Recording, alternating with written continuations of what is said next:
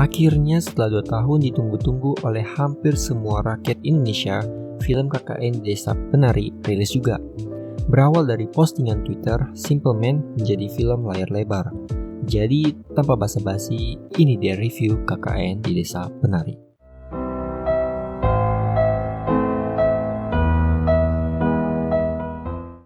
Keduanya milik sang penari, penguasa desa ini.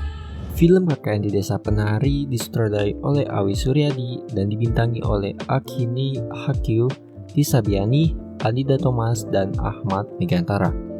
Menceritakan sekelompok mahasiswa yang KKN di sebuah desa, tetapi ternyata desa itu memiliki sejarah yang mistis, menyebabkan beberapa orang mahasiswanya itu diganggu.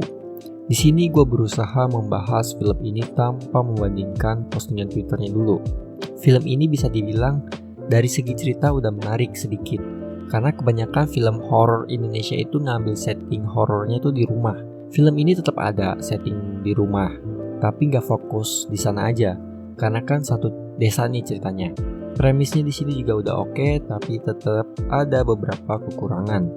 Backstory dari cerita desanya menurut gua masih kurang didalemin ya, karena hampir 70 atau 80% ini film dari awal isinya adegan horor terus, dan setannya yang ditampilkan di sini juga nggak serem seperti genderuwo, tapi wujud asli Badarui lumayan serem di akhir film baru ditunjukkan. Dari segi karakter, ini juga nggak banyak backstory atau pendalaman karakter. Di sini kan ada 6 karakter dan lebih fokus ke karakter Ayu, Widya, Bima, dan Nur. Tapi kebanyakan hanya nunjukin adegan mereka diteror, apalagi di awal-awal. Malah karakter Anton dan Wahyu ini nggak pernah diteror sama sekali. Lalu adegan horornya yang sebenarnya menurut gua rada kebanyakan dan bertele-tele, terutama yang di kamar mandi itu sumpah lama banget, sampai bener-bener bikin gua ngantuk liatnya. Karena emang bertele-tele banget, meskipun scoring dan lagu horornya itu udah bagus, cuman dengerin lama-lama, terus ngeliat lama-lama juga jadinya enak buat gua. Tapi kelebihan di film ini, ide ceritanya itu fresh atau baru lah, karena mengambil tema KKN gitu kan. Kebanyakan film horor kan di rumah kosong atau di rumahnya sendiri. Nah di sini satu desa, ya mirip Perempuan Tanah Jahanam lah, cuman bedanya ini setan. Lokasi dan setnya juga bener-bener niat dibuat, kayak lapak tilasnya kelihatan banget udah lama gak dipakai. Ya bener-bener niat banget dibuat setnya. Acting dari aktor-aktornya juga gue akui ya di sini bagus lah. Chemistry mereka juga buat gue bisa rasakan meskipun lagi-lagi pendalaman karakter mereka itu kurang. Sinematografi juga oke di dalam film ini. Nah, kalau dibandingkan dengan postingan Twitter, film ini terlalu menjiplak sama postingan Twitternya. Ya gue ngerti sih mereka nggak mau ngubah skrip aslinya, meskipun ada beberapa yang diubah, kayak motif Bima kerjasama dengan Jin karena buat nyelamatin Widya. Sedangkan di Twitter itu kalau nggak salah karena suka sama Widya jadi kerjasama dengan Jin kan.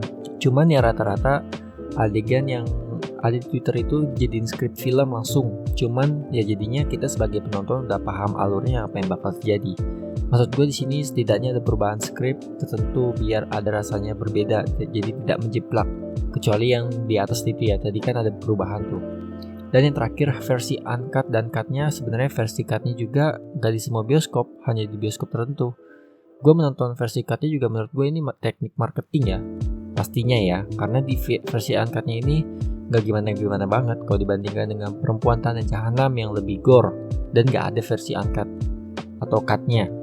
Ya bisa jadi dibilang ini pastinya teknik marketing. Gua nggak bilang ini sebuah kekurangan atau apapun. Ini cuma opini gua terhadap sutradara yang membuat versi angkat dan versi cutnya. Gua kasih skor 7/10 jika tidak dibandingkan dengan postingan Twitter, dan 6,5/10 kalau dibandingkan dengan postingan Twitter. Ya intinya film ini lebih baik kalau datang idenya dari orang alias fiksi ya, benar-benar dari otak orang, bukan dari kisah nyata.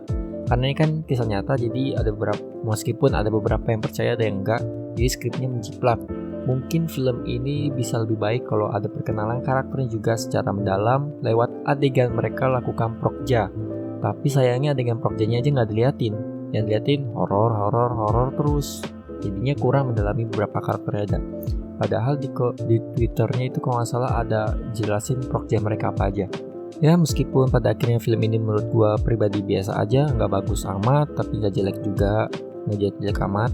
Tapi ini film udah bisa memajukan industri film Indonesia, terlebih lagi sudah 7 juta penonton dan terus menambah. Itu saja review dari gua. Terima kasih bagi yang sudah nonton, like, comment, dan subscribe. Gua Rakis, signing out.